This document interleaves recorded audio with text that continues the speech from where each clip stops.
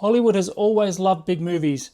Nope, scrap that. They love the profit that used to come with big movies. Lately, movie budgets have gone so absolutely ridiculously insane that the profits seem to be drying up and becoming pretty rare. We're talking budgets of $300 million, $400 million, even approaching $500 million for some blockbuster productions. And the craziest part? That a bunch of these movies barely make their money back if they're lucky. Meanwhile, you get a small Japanese monster movie made for roughly $15 million and it wins an Oscar and becomes one of the most profitable films of 2025. So today I'll break down why movie budgets have exploded, where all the money actually goes, why studios keep making these huge budget movies, whether marketing actually helps movies, and how smaller films prove that you don't need massive budgets to actually succeed. Because right now, Hollywood has a massive spending problem. And please like and subscribe for more film reviews and film industry deep dives, and let me know in the comments a recent low budget movie that blew your mind, and back that up with a high budget mega flick that absolutely sucked.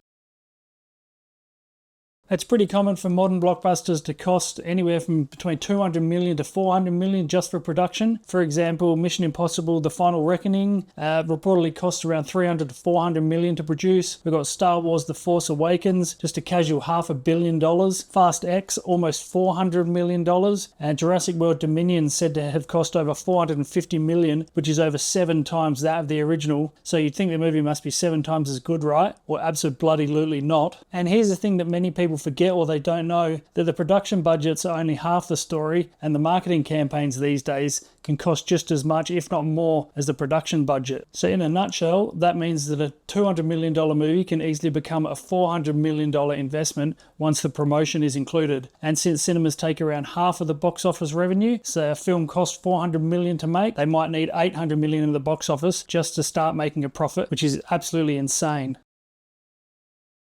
So why are modern movies so bloody expensive? Well, there are several pretty big reasons. First off, there's visual effects. Modern blockbusters rely heavily on CGI. They create entire cities and environments and creatures fully digital, and some movies now contain thousands and thousands of visual shots that require teams of artists working for months or even years. And then we have the all too common reshoots and production chaos these days, where big studio films often undergo multiple rounds of reshoots. Entire storylines can be rewritten after test screenings. Sometimes entire scenes or action sequences are scrapped and rebuilt. And every time that happens, obviously the budget climbs higher and higher. And not really aligning with the rest of the world. Actors' salaries just keep getting higher and higher and higher, and they often earn $20 to $30 million a movie now, and there's Robert Downey Jr.'s out there that can command $1 billion plus percentage of profits on top of that. So if you stack multiple sort of so-called major stars into one movie, then the cost just skyrockets instantly before anything's been filmed. A bit of a confusing cost with blockbusters is they're shot all over the world, so that means transporting hundreds of crew members and equipment and production infrastructure across multiple countries. And sometimes it looks great on screen, but it's also incredibly expensive. And even though most of the global productions are done to lower taxes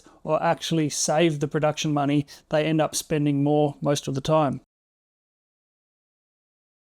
Here's where things get even more confusing, that some of the biggest and most iconic movies ever made had far smaller budgets.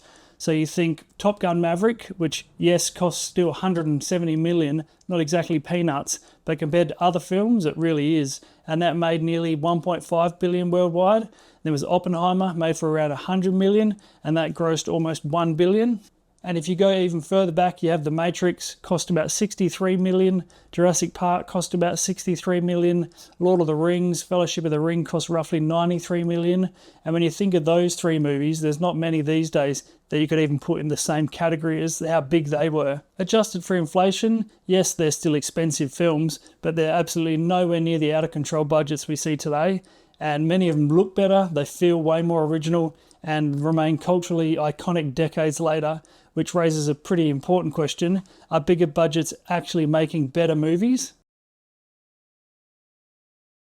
Huge budgets wouldn't be such a problem if every blockbuster was a guaranteed hit, but they're not. And some of the most expensive movies ever made have seen some of the biggest financial disasters happen once they're released. So you take Indiana Jones and the Dial of Destiny, Production budget alone was roughly just under 300 million, and when marketing was included, total costs likely exceeded 400 million, and despite being part of the cinema's most iconic, famous franchises ever, the film reportedly lost Disney over $100 million. And then as in another example, The Marvels, production budget of around 270 million, and it became the lowest grossing film in the Marvel Cinematic Universe. And then there's the infamous Justice League that had multiple reshoots, director changes, absolute production chaos. The budget reportedly climbed to over 300 million, and yet the film still disappointed at the box office. And historically there have been some legendary flops, like John Carter cost about 250 million and apparently didn't even make back 50 million. The Lone Ranger cost roughly 225 mil and lost hundreds of millions of dollars. And when budgets get this high, even a decent box office result can still be considered a failure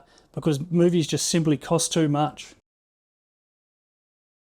Another massive cost in modern filmmaking is one that I just don't understand, and that's the marketing. Studios spend enormous amounts on promotion these days. We're talking the worldwide press tours, actors speaking on every single talk show imaginable, endless social media campaigns, billboards everywhere, the trailers before almost every video on YouTube, massive red carpet premieres, and the goal's simple, and that's to create hype. But there's a question that needs to be asked more, and that's, does marketing actually work? Because sometimes it feels like the complete opposite. It feels like the constant promotion can actually destroy any excitement for a film. You see the actors everywhere, every interview, every podcast, every social media clip just being fake and annoying as hell, and the film can start to feel like it's less of an event and more like a product that they're just aggressively selling. Recent examples like both of the Wicked films and the new adaptation of Wuthering Heights has had extremely heavy publicity campaigns. And while promotion's obviously necessary, there's a point where audiences start to feel like they're just being bombarded. Instead of building anticipation, the marketing just creates fatigue. People just start thinking, all right, I get it, the movie exists. Where older blockbusters, marketing was much simpler, the trailers were pretty rare, actors weren't doing hundreds of interviews, audiences often went to the movies knowing very little, which actually made the experience more exciting. And now entire plot points can be revealed months before the release, and by the time the movie actually arrives, it feels like we've already seen half of it. So studios are spending more money than ever on marketing, but it's still pretty unclear whether the spending is actually making movies more successful or not. Now let's talk about one of the most fascinating examples in recent years, and that's Godzilla Minus One. The Japanese film reportedly had a production budget of around 15 million, and for comparison, Hollywood's monsterverse Godzilla movies usually cost around 200 million or more. So despite the tiny budget, the film looks bloody awesome, won an Academy Award for Best Visual Effects, and made several times its production budget at the box office. So it proves something very important. Creativity and smart filmmaking can sometimes outperform giant budgets.